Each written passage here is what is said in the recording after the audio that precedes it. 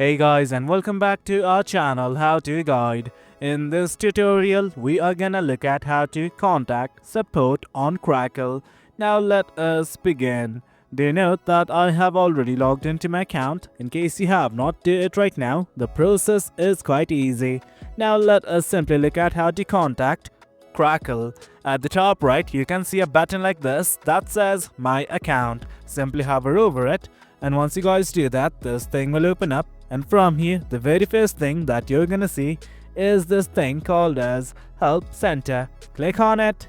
Once you do that, it will redirect you to a new page. Now from here, all you guys need to do is fill out these details right here. As you guys can see, you need to enter your email address, the subject, device, countries, and everything. Once you've done that, so do note that you can also add attachments. Finally, once everything is filled out, simply hit on submit, and as such, Crackle will contact you through the registered email address.